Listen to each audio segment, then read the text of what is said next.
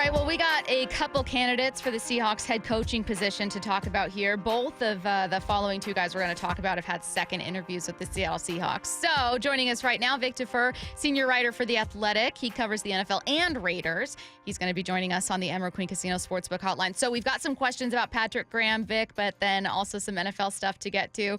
So I'll start with Patrick Graham, who has a second interview with the Seahawks. He's the defensive coordinator for the Raiders, has done some really good stuff for them this year. Can you put into context for Bump and I kind of what Patrick Graham has been able to do this year?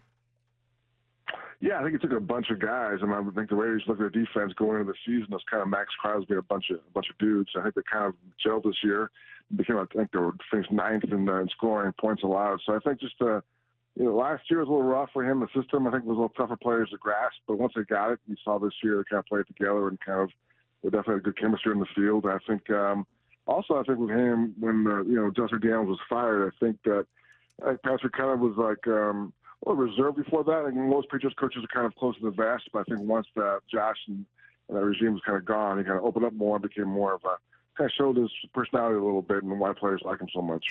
What is his personality? Because over here in Seattle, we keep hearing that, look, these guys are going to hire somebody who they vibe with, right? Leadership, someone you can work with, and then the X's and O's come after that. So if I'm starting where the Hawks are starting, anyone else, it seems like it's starting. What are you getting out of Patrick Graham, his personality? Yeah, I think players relate to him. I think he's easygoing. He kind of obviously cares for the players. That comes across pretty quickly. I think he relates to them and kind of gets them to spend extra time with him and kind of get the defense. Like I said, it was a little complicated at first, but it takes a while. I think this year they kind of came to it. I just think he's a guy players can believe they're playing for. They kind of believe that he cares about them, vice versa. So I think that's a good thing for any kind of coach to have. Now, even though he's having a second interview with the Seahawks, Antonio Pierce, who's been the interim head coach, is staying on as head coach of the Raiders. Do you think that influences whether or not Graham stays as well? Well, I think he wants to be head coach. That's definitely his first priority. But I think if he doesn't, I think he'll come back to the Raiders. I think they blocked a couple of requests for him to have DC interviews elsewhere. So I think he actually brought on Pierce with him to the staff when he came here.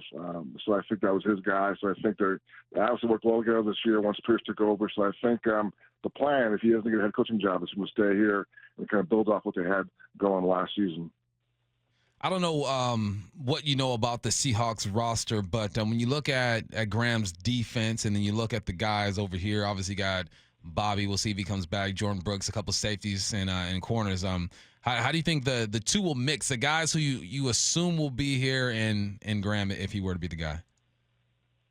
Yeah, I think it's a good mix. I think, again, you look at his defense, and these smart guys are flexible guys who can play different spots. You guys who can kind of move around, both a linebacker and then secondary, kind of he's big on disguising the defense. So I think the guys who pick that up and also have athletic ability to kind of make the plays when they're in front of them. So I think there might be a learning curve like there was here, but based on his success also with the Giants in the past, I think you see once players get comfortable with him and the system and vice versa, then you kind of see a quick acceleration. Would you say that that Patrick Graham did more with less when it came to the Raiders? Because I know obviously Crosby's really talented, but was this a defense that had a ton of talent that he just needed to tap into?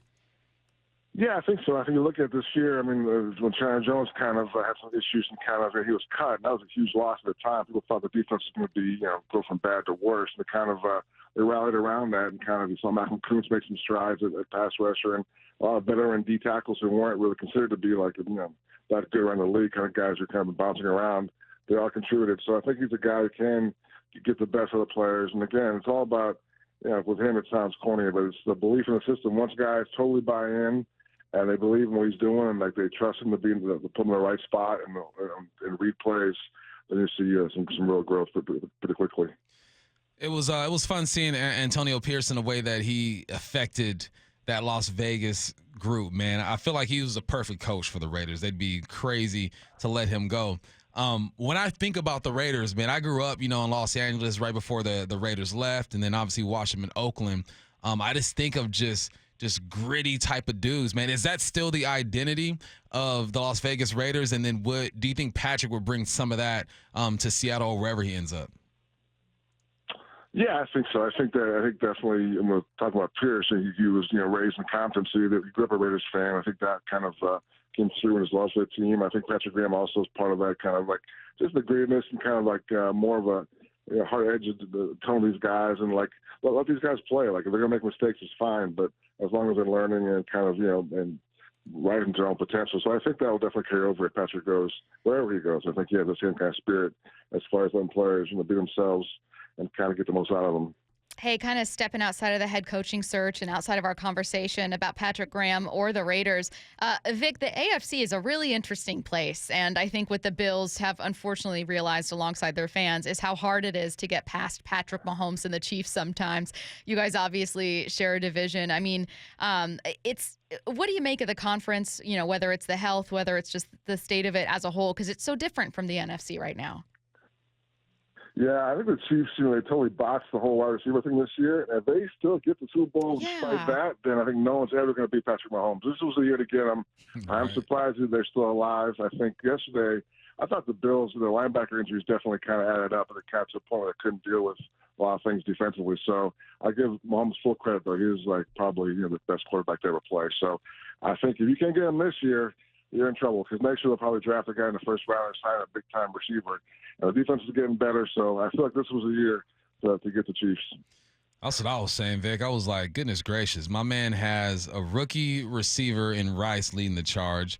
He only threw the ball a handful of times, it seemed like, this past game. If you ain't beat him this year, good luck, man. And I'm just going to focus on the Raiders for a bit. I'm fascinated with the Raiders. I told you I grew up in L.A., so lots of family members are Raiders. My father-in-law is a Raider.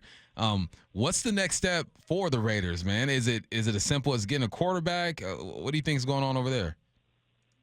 I think for sure it is. I think that the goal now is to get hopefully a top young guy. I mean, if you can't, they're draft 13th, so I think it's going to be hard to get up too high, but you can try your best to get somebody in the top 3 or 4.